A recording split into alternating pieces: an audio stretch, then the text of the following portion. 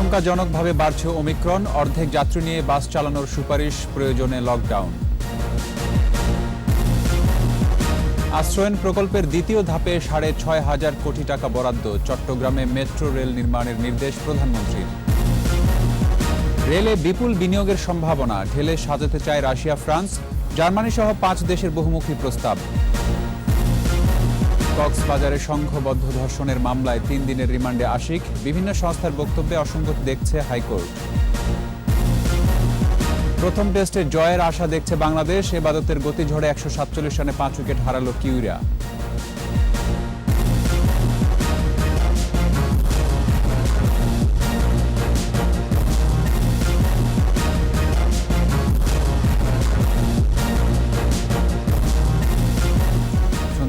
First security ইসলামী bank limited সংবাদ শিরোনাম। আমন্ত্রণ সন্ধ্যা ৭:২১ সংবাদে, সাথে আছি রক্তিম ত্রিপুরা। দর্শক, ২১ টেলিভিশনের সংবাদ একই সাথে সরাসরি দেখতে পাবেন আমাদের ফেসবুক পেজ www.facebook.com/2124 অনলাইনে। এছাড়া সংবাদে আরও থাকছে ৫০ বছরে চট্টগ্রাম বন্দরে আমদানি রপ্তানি বেড়েছে ৪৮ গুণ, রিজার্ভ ৫,৫০০ কোটি টাকা।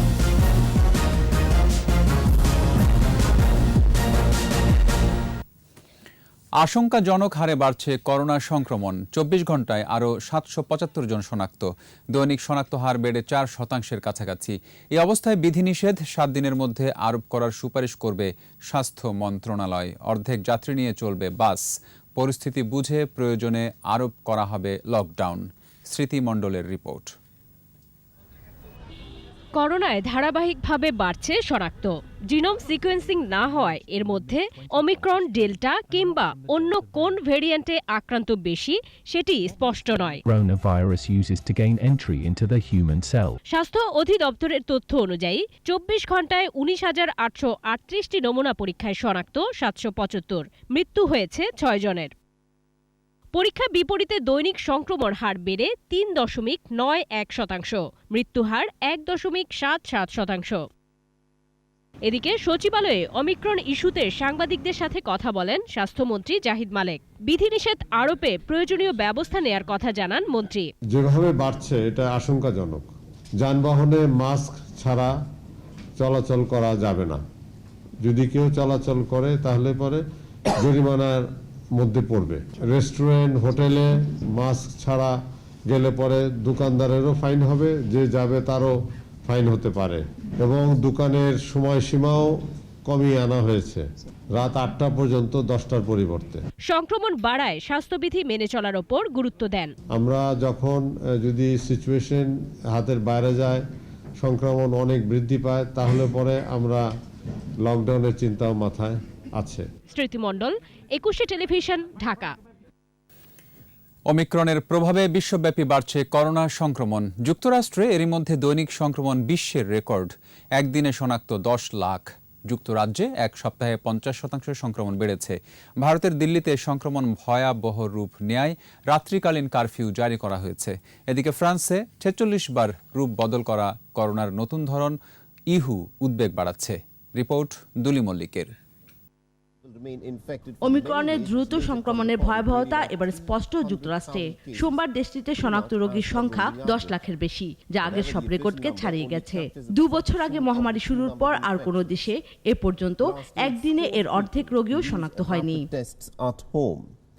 গবেষকরা বলছেন ২ ডোজ টিকাও ওমিক্রন ঠেকাতে পারছে না বলেই সংক্রমণ বাড়ছে হু হু করে। দেশটিতে প্রতি সপ্তাহে অন্তত ২৫ লাখ মানুষ করোনা আক্রান্ত হতে পারে বলে সতর্ক করেছেন বিশেষজ্ঞরা। যুক্তরাষ্ট্রের মতো ভয়াবহ পরিস্থিতির দিকে এগুচ্ছে যুক্তরাজ্য। দেশটিতে দৈনিক আক্রান্ত ১.৫ লাখ ছাড়িয়েছে। গেল এক সপ্তাহে সংক্রমণ ৫০% ও মৃত্যু বেড়েছে ১৭%। ওমিক্রনের চাপে ইউরোপের অন্য দেশগুলো বিপর্যস্ত। বিশ্বে মোট ওমিক্রন আক্রান্তের ৬০%ই এসব দেশে। জরিপ বলছে ৫২টি দেশের মধ্যে ১৭ দেশে প্রায় প্রতিদিনই রেকর্ড সংক্রমণ হচ্ছে। এদিকে ফ্রান্সে উদ্বেগ বাড়িয়েছে করোনার নতুন ধরন IHU বা ইহু, বৈজ্ঞানিক নাম B16402। গবেষকরা জানান, আফ্রিকার দেশ ক্যামেরুন ভ্রমণ শেষে ফ্রান্সে আসা ব্যক্তির দেহে এটি পাওয়া গেছে। এ পর্যন্ত ইহুতে আক্রান্ত ১২ জন। নতুন ধরনটি ৪৬ বার রূপ বদলেছে। অন্যদিকে ভারতের দিল্লিতে এবার খোদ মুখ্যমন্ত্রী কেজরিওয়াল করোনা আক্রান্ত হয়েছেন। সংক্রমণ ঠেকাতে এরই মধ্যে রাজধানীতে রাত 10টা থেকে ভোর 5টা পর্যন্ত জারি করা হয়েছে কারফিউ। ছুটির দিনগুলোতেও থাকবে সার্বক্ষণিক কারফিউ। দুলি মল্লিক, 21 টেলিভিশন। চতুর্থ সংশোধিত আশ্রয়ণ প্রকল্প 2 অনুমোদন করেছে একনেক। ব্যয় প্রায় 6,500 কোটি টাকা। এটি সহ এদিন 11,211 কোটি 44 লাখ টাকার 10টি প্রকল্প অনুমোদন পেয়েছে। সভায় আশা করা হয় এ বছরই পদ্মা সেতু, মেট্রো রেল ও কর্ণফুলী টানেল জনসাধারণের জন্য খুলে দেয়া হবে। আকবর হোসেন সুমনের রিপোর্ট। আশ্রয়ণ প্রকল্পের মাধ্যমে সরকার মাথা গুঁজার ঠাঁই করে দিয়েছে প্রায় 2.5 লাখ ভূমি ও গৃহহীনকে। আশ্রয়ণ প্রকল্প 2 এর মাধ্যমে পর্যায়ক্রমে আরও মানুষকে স্থায়ী ঠিকানা করে দেওয়ার উদ্যোগ নিয়েছে সরকার। রাজধানীর আগারগাঁওয়ের এনইসি সম্মেলন কক্ষে জাতীয় অর্থনৈতিক পরিষদের নির্বাহী কমিটির সভায় অনুমোদন পেয়েছে 6,316 কোটি 71 লাখ টাকা ব্যয়ের সংশোধিত প্রকল্প। একনেক চেয়ারপারসন প্রধানমন্ত্রী শেখ হাসিনার সভাপতিত্বে অনুষ্ঠিত সভায় 8 মন্ত্রণালয়ের উত্থাপিত 10 প্রকল্পের অনুমোদন দেওয়া হয়। এতে ব্যয় ধরা হয়েছে 11,211 কোটি 44 লাখ টাকা।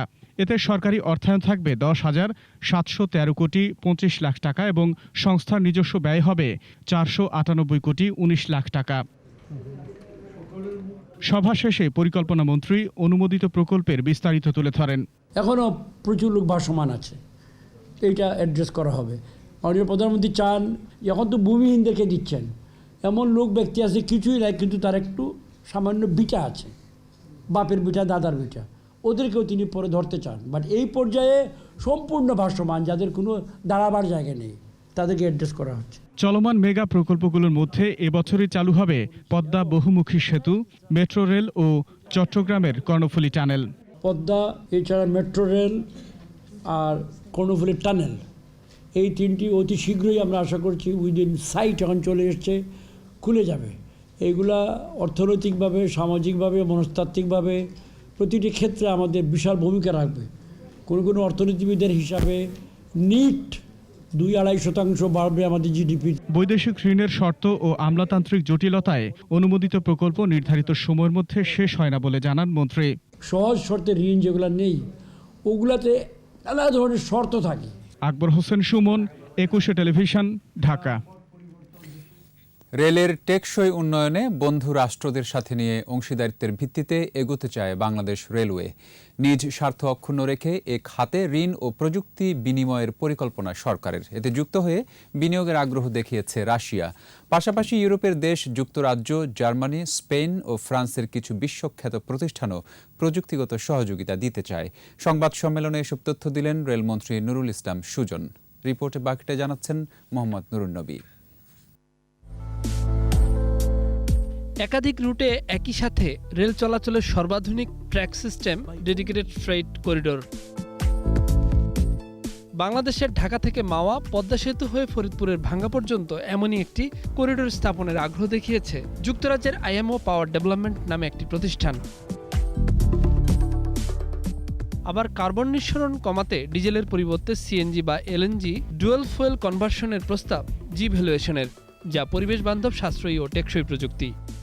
বিদ্যমান ট্র্যাকে হাইস্পিড ট্রেন পরিচালনা করা যায় কিনা এমন উপায় খুঁজতে ফ্রান্সের টগো ট্রেনের প্রস্তাবও এসেছে। আছে স্টেশনগুলোকে মাল্টিমোডাল হাব করার। মাসব্যাপী যুক্তরাজ্য, জার্মানি, স্পেন ও ফ্রান্স সফর শেষে এসব কথাই জানালেন রেলমন্ত্রী। বললেন, যারা স্ব প্রযুক্তি দিয়ে রেলে সফল, সেই অভিজ্ঞতা ও প্রযুক্তিকে আনা হবে দেশে। এখন বিদ্যুতে না গিয়ে যদি আপনার গ্যাস কিংবা এই যে এলপিজি বা এলএনজি গ্যাস, এই গ্যাস ব্যবহার, ডুয়েল ফুয়েলের কথা যেটা আসছে। এদিকে বিদ্যমান রেল ব্যবস্থার সাথে সামঞ্জস্য রেখেই রেলের সম্প্রসারণ, আধুনিকায়ন করতে চায় বন্ধুরাষ্ট্র রাশিয়া। এতে বিনিয়োগের আগ্রহ আছে দেশটির। রাশিয়া বাংলাদেশ রেলওয়ে উন্নয়নে ব্যাপক আগ্রহ, বিনিয়োগের আগ্রহ প্রকাশ করে। কোনো কিছুই এখন চূড়ান্ত নয়, বিচার বিশ্লেষণ চলছে। এটাও ঠিক, চাহিদার প্রেক্ষিতে পিছিয়ে থাকার সুযোগও নেই বলেই মত রেলমন্ত্রীর। এই সহযোগিতা শুধু অর্থ নয়, আমরা কারিগরি হতে পারে, জ্ঞান ভিত্তিক হতে পারে, তথ্য প্রযুক্তি হতে পারে, সেই তার মাধ্যমগুলো। পদ্মা সেতুতে সড়ক অগ্রাধিকার পাচ্ছে বলেই এপ্রিলের আগে রেল বসানোর সুযোগ নেই। তবে চলতি বছরের ডিসেম্বর নাগাদ পদ্মা সেতুতে চলবে রেল। আর একই সময়ের মধ্যে কক্সবাজার পর্যন্ত রেল যোগাযোগ চালু করা সম্ভব হবে বলে আশ্বস্ত করা হয় সংবাদ সম্মেলনে। তারা কোনোভাবেই আমাদের এপ্রিল মাসের আগে, মার্চ কিংবা এপ্রিল আগে আমাদের এখানে এনওসি দিচ্ছেন না। মোহাম্মদ নুরুন নবী, একুশে টেলিভিশন, ঢাকা। কক্সবাজারে নারী পর্যটককে সংঘবদ্ধ ধর্ষণের ঘটনায় প্রধান আসামি সহ 2 জনকে 3 দিনের রিমান্ড মঞ্জুর করেছেন আদালত। এদিকে আইনশৃঙ্খলা রক্ষাকারী বাহিনীর ভিন্ন ভিন্ন বক্তব্যে অসন্তোষ প্রকাশ করেছেন হাইকোর্ট। অসঙ্গতিপূর্ণ বক্তব্য জনগণের কাছে ভুল বার্তা দেবে বলে মন্তব্য করেছেন হাইকোর্ট। বিচারিক অনুসন্ধান চেয়ে করা রিটের শুনানিতে বিচারপতি এম ইনায়েতুর রহিম ও বিচারপতি মোহাম্মদ মোস্তাফিজুর রহমানের বেঞ্চ এ মন্তব্য করেন। বিস্তারিত জানাচ্ছেন শাকেরা আরজু। কক্সবাজারে গত 22 ডিসেম্বর ধর্ষণের শিকার হন এক পর্যটক। পরে একটি হোটেলে দ্বিতীয় দফায় দলবদ্ধ ধর্ষণের শিকার হন তিনি। এই ঘটনায় করা মামলায় গ্রেফতার করা হয় 6 জনকে। সোমবার মামলার প্রধান আসামি আশিকুল ইসলাম সহ 2 জনকে 3 দিনের রিমান্ড মঞ্জুর করেছে কক্সবাজারের জ্যেষ্ঠ বিচারিক হাকিম আবুল মনসুর। কক্সবাজারের ঘটনায় বিচারিক অনুসন্ধান চেয়ে করা রিটের শুনানিতে আইনশৃঙ্খলা রক্ষাকারী বাহিনীর ভিন্ন ভিন্ন বক্তব্য নিয়ে অসন্তোষ প্রকাশ করেন উচ্চ আদালত। তদন্ত কর্মকর্তাদের কম কথা বলাই ভালো বলে মন্তব্য করেছেন হাইকোর্ট। ভিকটিমকে র্যাবই উদ্ধার করেছে এবং ভিকটিম থেকে পাওয়া তথ্যই র্যাব বলেছে। টুরিস্ট পুলিশ যে তদন্ত করছেন তারাও ভিকটিম থেকে প্রাপ্ত তথ্য নিয়েই স্টেটমেন্ট করেছেন। দুইটার ভিন্নতা থাকার কারণেই আমরা কোর্টকে বলেছি যে এইটা অ্যানোমালি তৈরি হয়েছে। বিভিন্ন সময় এই বিষয়ে দেয়া হাইকোর্টের রায় বাস্তবায়ন কতদূর রাষ্ট্রপক্ষের আইনজীবীর কাছে জানতে চান উচ্চ আদালত। হাইকোর্ট বিভাগ অসন্তোষ প্রকাশ করে বলেছেন যে আমরা ওনার রায় দিয়েছেন, ইতিপূর্বে রায়ের মধ্যে বলা হয়েছে একটা নীতিমালা থাকা দরকার যে কোন যেটা ইচ্ছা যেন সুষ্ঠু তদন্ত কোনোভাবে ব্যাহত না হয়, হ্যাম্পার না হয়। পরে রিট আবেদনটি মুলতবি করেন হাইকোর্ট। শাকেরা আরজু, একুশে টেলিভিশন, ঢাকা। নিচ্ছি সংবাদ বিরতি। যখন ফিরছি তখন অন্যান্য খবরের সঙ্গে আরও থাকছে। ছাত্রলীগে অনুপ্রবেশকারী ঠেকানোর অঙ্গীকার, নির্বাচনে প্রস্তুতি নেওয়ার আহ্বান।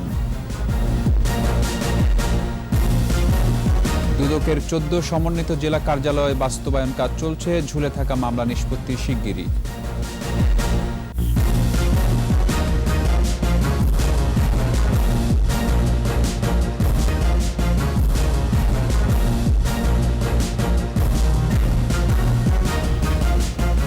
আবারও সন্ধ্যা 7:21 সংবাদে। অসাম্প্রদায়িক, উন্নত, সমৃদ্ধ বাংলাদেশ গড়তে ছাত্র সমাজই মূল ভূমিকা রাখবে বলে মন্তব্য করেছেন বাংলাদেশ ছাত্রলীগের কেন্দ্রীয় নেতৃত্ব। ৭৪তম প্রতিষ্ঠাবার্ষিকীতে গৌরব ঐতিহ্য ধরে রেখে ছাত্রলীগকে আগামী নির্বাচনের জন্য এখন থেকেই প্রস্তুত হওয়ার আহ্বান জানিয়েছেন সংগঠনের সাবেকরা। মাহমুদ হাসানের রিপোর্ট।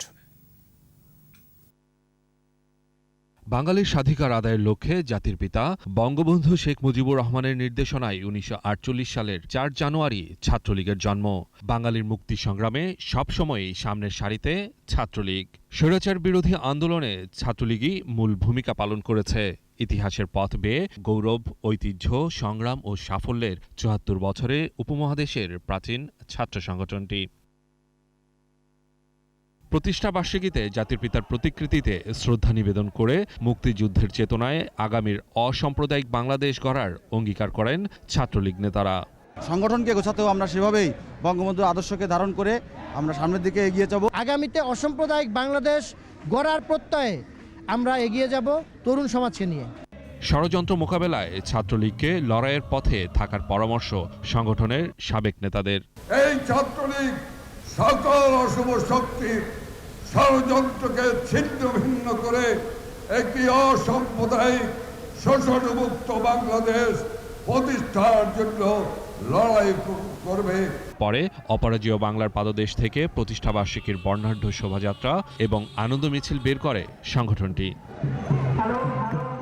মাহমুদ হাসান, একুশে টেলিভিশন, ঢাকা। নিজেরা মারামারি করে বিএনপি তাদের সমাবেশ পণ্ড করেছে বলে মন্তব্য করেছেন সম্প্রচার ও তথ্যমন্ত্রী ডক্টর হাসান মাহমুদ। দুপুরে সচিবালয়ে নারায়ণগঞ্জে স্বতন্ত্র মেয়র প্রার্থী তৈমুর আলম খন্দকারকে বিএনপি চেয়ারপারসনের উপদেষ্টার পদ থেকে অব্যাহতি দেওয়া প্রসঙ্গে মাহমুদ বলেন, বিএনপি অনুধাবন করতে পেরেছে তৈমুর আলম খন্দকারের বিজয় লাভের কোনো সম্ভাবনা নাই। এর আগে তথ্য ও সম্প্রচার মন্ত্রণালয় সভাকক্ষে television and digital program producers association of বাংলাদেশের সাথে বৈঠক করেন বিএনপি অনুধাবন করতে পেরেছে যে তৈমুর আলম খন্দকারের বিজয় লাভের কোনো সম্ভাবনা নাই।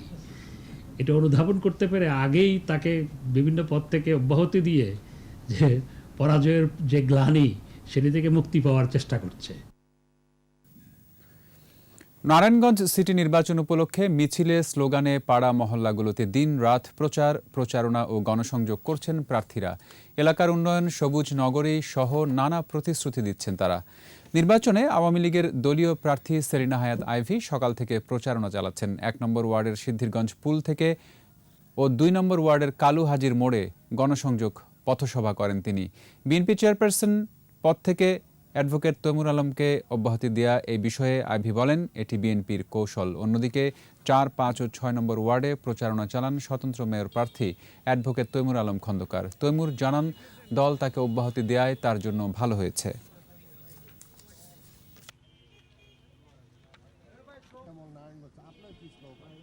এটা একটা দলের কৌশল হতে পারে, এটা নিয়ে আমার কোনো মাথা ব্যথা নেই বলা চলে। এটা ওনাদের দলীয় কৌশল।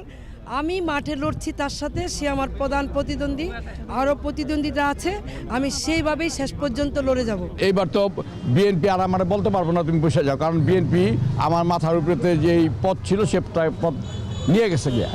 এখন তো আর দল বলতে পারবে না, এখন তো আমি সম্পূর্ণভাবে নাগরিকদের কন্ট্রোলে। তৃণমূলে সেবা নিশ্চিত করতে আরও ১৪টি সমন্বিত জেলা কার্যালয় চালু করতে যাচ্ছে দুদক। আগামী জুলাইয়ের মধ্যে এসব কার্যালয় আনুষ্ঠানিকভাবে শুরু হবে বলে জানান দুদক কমিশনার জহুরুল হক। তিনি বলেন, সীমান্তবর্তী জেলা কক্সবাজারে সরকারের ৩.৫ লাখ কোটি টাকার প্রকল্প রয়েছে। সমন্বিত জেলা অফিস তা নজরদারিতে রাখতে পারবে। এ সময় ঝুলে থাকা অনুসন্ধান ও তদন্ত দ্রুত সময়ের মধ্যে নিষ্পত্তির উদ্যোগ নেওয়া হয়েছে বলেও জানান দুদকের এই কর্মকর্তা। দুদকের কার্যক্রম আরও 14টা ডিস্ট্রিক্টে এই বছরে সম্প্রসারিত হবে, যাতে সাধারণ মানুষ সহজেই তার কমপ্লেনটা নির্দিষ্ট জায়গায় এসে করতে পারে। আগামী জুলাই আগস্ট মাসের মধ্যে আমরা প্রত্যেক অফিসে লোকবল এবং তাদের সুযোগ সুবিধা যা যা লজিস্টিক লাগে তা আমরা দিয়ে ফেলবো আশা করছি। গোল্ডেন মনির ও রাজুকের ৬ কর্মকর্তা সহ ৯ জনের বিরুদ্ধে জালিয়াতির মাধ্যমে সরকারি সম্পত্তি আত্মসাতের অভিযোগে মামলা করেছে দুদক। রাজুকের বাড্ডা প্রকল্পের ৭০টি প্লটের নথি কৌশলে সরিয়ে ও জালিয়াতির মাধ্যমে আত্মসাতের চেষ্টা করে অভিযুক্তরা। মঙ্গলবার দুদকের উপপরিচালক মোহাম্মদ শফিউল্লাহ বাদী হয়ে মামলাটি করেন। দুদকের অনুসন্ধানে উঠে এসেছে ২০১৭ সাল থেকে ২০১৯ সাল পর্যন্ত এসব নথিপত্র গোল্ডেন মনিরের নির্দেশে রাজুকের কর্মকর্তারা গায়েব করে জালিয়াতি করেন। এদিকে রেলওয়ের জমি বন্ধক দেখিয়ে প্রায় ১৮৫ কোটি টাকা আত্মসাতের মামলায় রূপালী ব্যাংকের সাবেক ব্যবস্থাপনা পরিচালক ফরিদ উদ্দিন সহ ৯ জনের বিরুদ্ধে চার্জশিট অনুমোদন দিয়েছে দুদক। জাতিসংঘ শান্তিরক্ষা মিশনে বাংলাদেশ সেনাবাহিনী বলিষ্ঠ ভূমিকা রাখছে বলে মন্তব্য করেছেন সেনাপ্রধান জেনারেল এস.এম. শফিউদ্দিন আহমেদ।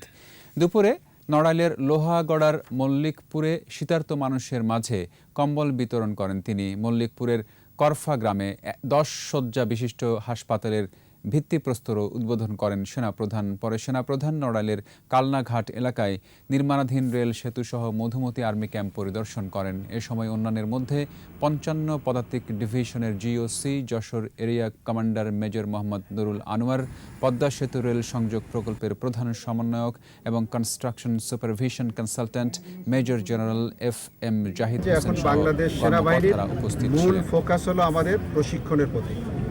সেনাবাহিনী পর্যায়ের ইতিহাসে এই প্রথম আমরা লজিস্টিক এফটিএক্স করছি, যা ৫০ বছরের সেনাবাহিনীর ইতিহাসে এই প্রথম।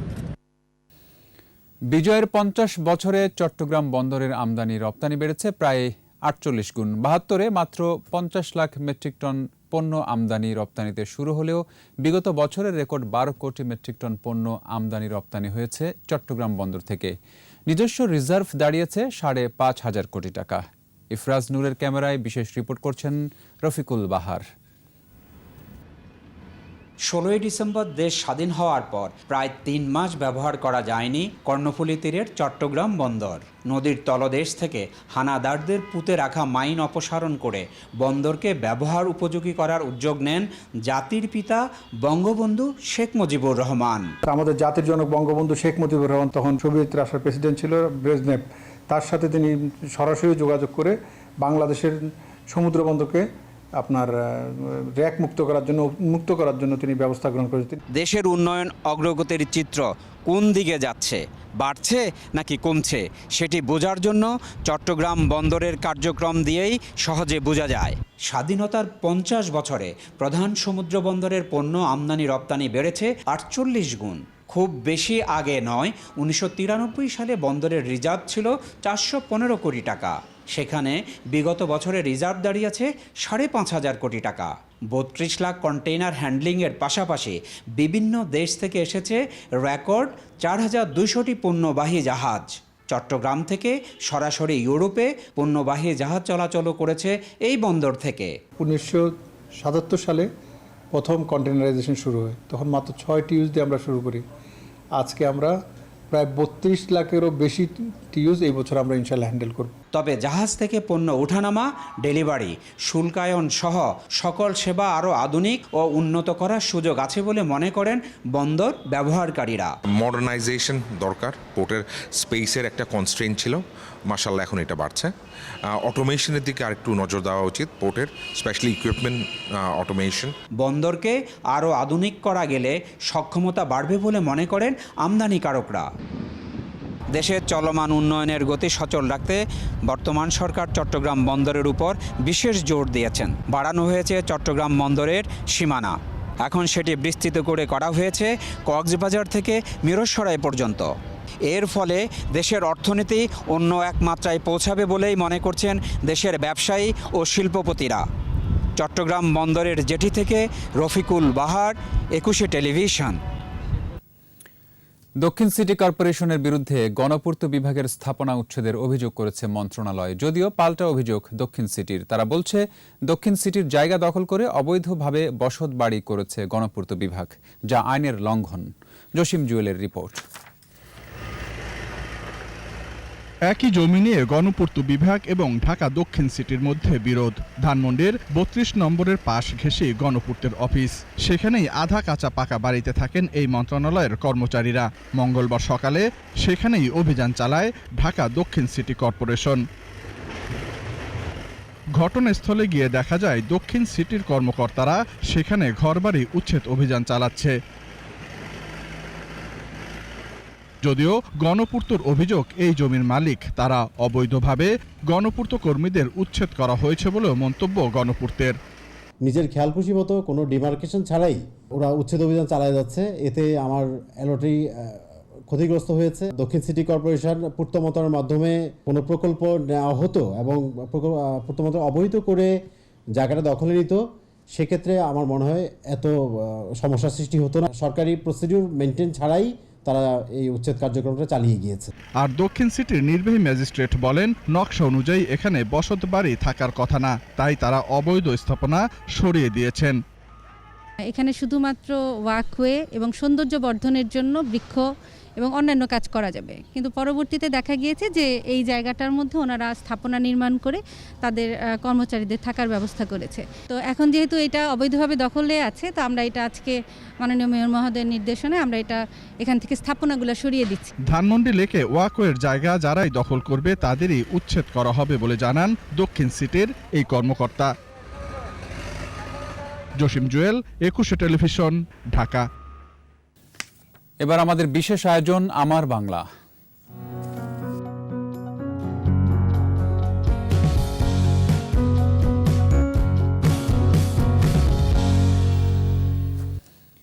বান্দরবানে ক্ষুদ্র নৃগোষ্ঠীর নান্দনিক হস্তশিল্পের সৌন্দর্য মুগ্ধ করে যে কাউকেই। কাঠ, বাঁশ ও বেত দিয়ে তৈরি এসব শিল্পকর্ম বিক্রি করে সংসার চলে পাহাড়ি পল্লীর কয়েক হাজার পরিবারের।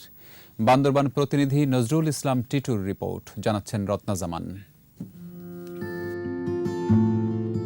নান্দনিক কারুশৈলীতে তৈরি হচ্ছে এই হস্তশিল্প।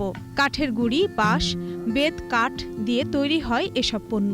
চাকমা, মারমা, বম ও ত্রিপুরা সহ বিভিন্ন ক্ষুদ্র নৃগোষ্ঠী তাদের পূর্বপুরুষদের কাছ থেকে রপ্ত করেছেন এই শিল্পকর্ম।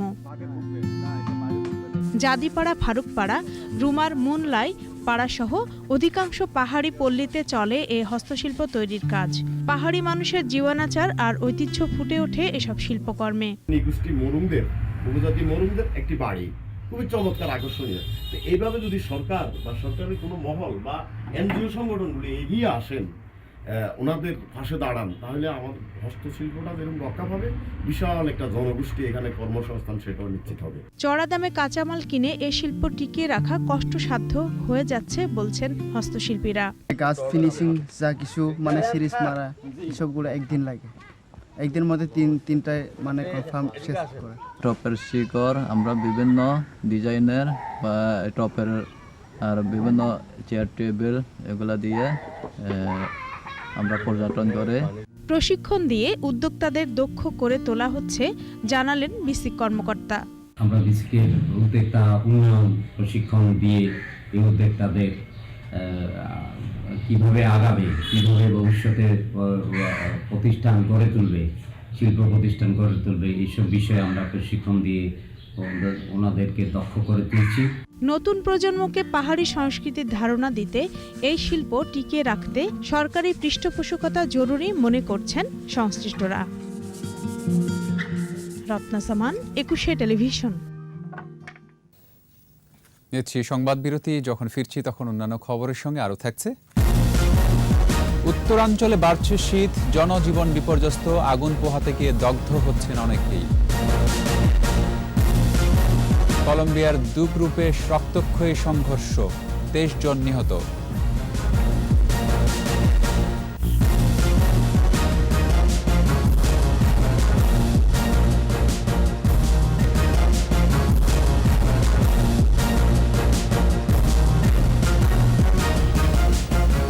আবারও সন্ধ্যা 7টার 21 সংবাদে।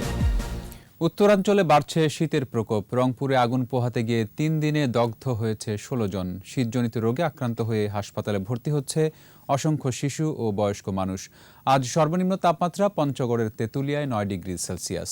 প্রতিনিধিদের সহায়তায় মুশফিকা নাজনীনের রিপোর্ট। রংপুর সহ আশেপাশের জেলাগুলোতে এক সপ্তাহ ধরে শীতের তীব্রতা, এতে বিপাকে পড়েছে ছিন্নমূল মানুষ। শীতের খড়কুটো জ্বালিয়ে আগুন পোহাতে গিয়ে গত 3 দিনে দগ্ধ হয়েছে শিশুসহ 16 জন। কোমরের নিচ থেকে আর পেট পর্যন্ত সম্পূর্ণটাই পা সহ পুরোটাই পড়ে গেছে। আগুন এসে ছিটকে পড়ে আমি একটু গায়ে আগুন লাগিয়েছিল। রংপুর মেডিকেল কলেজ হাসপাতালের বার্ন ইউনিটের প্রধান সহকারী জানান, আগুনে দগ্ধ হয়ে হাসপাতালে ভর্তি হচ্ছেন নারী ও শিশুরা। আগুনে পোড়াজনিত রোগীর সংখ্যা আমাদের রংপুর মেডিকেল কলেজ হাসপাতালের বার্ন ইউনিটে 21 জন রোগী ভর্তি আছে। কনকনে ঠান্ডার হিমেল বাতাসে থমকে গেছে লালমনিরহাটে জনজীবন। কাজের সন্ধানে ঘরের বাড়ি যেতে পারছে না শ্রমজীবী মানুষ। এদিকে 5 উপজেলায় সরকারিভাবে 22,000 কম্বল বিতরণ করা হলেও অপ্রতুল বলে জানিয়েছেন এসব মানুষ। এই শীতের জন্য আমরা ঘর থেকে বাড়িতে পারতেছি না, দোকানে বলতে পারতেছি না, আগুন তাপাইতেছি, খুব শীত, কুয়াশা পড়তেছে।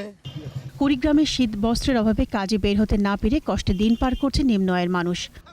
একদিন যদি চলে তা 3 দিনে চলে না। কাজ করা লাগে, পাথরের গাড়ি আনলোড করি, কাজ তো করতে পারতেছি না ঠান্ডার কারণে। চুয়াডাঙ্গায় হিমেল হাওয়া ও কুয়াশায় বাড়ছে শীতের তীব্রতা।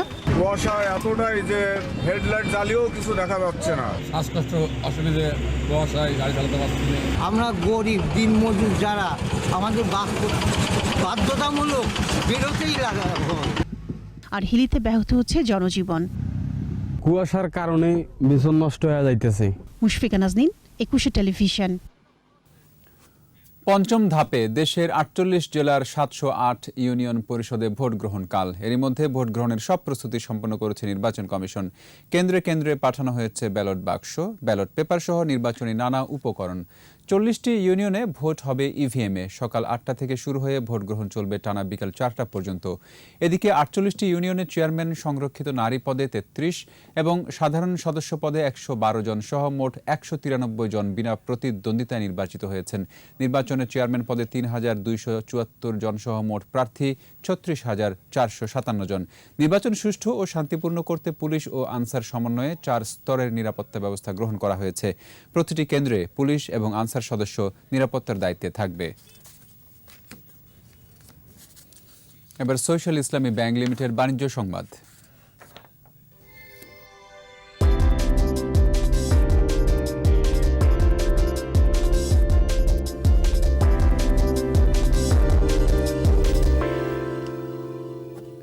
লেনদেন কমেছে দেশের পুঁজিবাজারে, তবে সূচকে ছিল মিশ্র প্রবণতা। মঙ্গলবার ডিএসইতে লেনদেন হওয়া 78টি প্রতিষ্ঠানের মধ্যে দর বেড়েছে 167টির, কমেছে 180টির, আর অপরিবর্তিত ছিল 31টির দর। ডিএসসির প্রধান সূচক ডিএসসি এক্স 10 পয়েন্ট বেড়ে উঠে আসে 6,893 পয়েন্টে, আর দিন শেষে ডিএসসিতে লেনদেনের পরিমাণ দাঁড়ায় 1,182 কোটি 18 লাখ টাকা। সূচক কমেছে। অপর স্টক এক্সচেঞ্জ সিএসইতে লেনদেন হয়েছে 35 কোটি 71 লাখ টাকার শেয়ার ও মিউচুয়াল ফান্ড। এর সাথে শেষ করছি সন্ধ্যা 7:21 সংবাদ। যাবার আগে ফার্স্ট সিকিউরিটি ইসলামী ব্যাংক লিমিটেড সংবাদ শিরোনামগুলো আরও একবার। আশঙ্কাজনকভাবে বাড়ছে ওমিক্রন, অর্ধেক যাত্রী নিয়ে বাস চালানোর সুপারিশ, প্রয়োজনে লকডাউন। আশ্রয়ণ প্রকল্পের দ্বিতীয় ধাপে 6,500 কোটি টাকা বরাদ্দ, চট্টগ্রামে মেট্রো রেল নির্মাণের নির্দেশ প্রধানমন্ত্রীর। রেলে বিপুল বিনিয়োগের সম্ভাবনা, ঢেলে সাজাতে চায় রাশিয়া, ফ্রান্স, জার্মানি সহ 5 দেশের বহুমুখী প্রস্তাব। কক্সবাজারে সংঘবদ্ধ ধর্ষণের মামলায় 3 দিনের রিমান্ডে আশিক, বিভিন্ন সংস্থার বক্তব্যে অসঙ্গতি দেখছে হাইকোর্ট। প্রথম টেস্টে জয়ের আশা দেখছে বাংলাদেশ। এবাদতের গতি ঝরে 147 রানে 5 উইকেট হারালো কিউরা।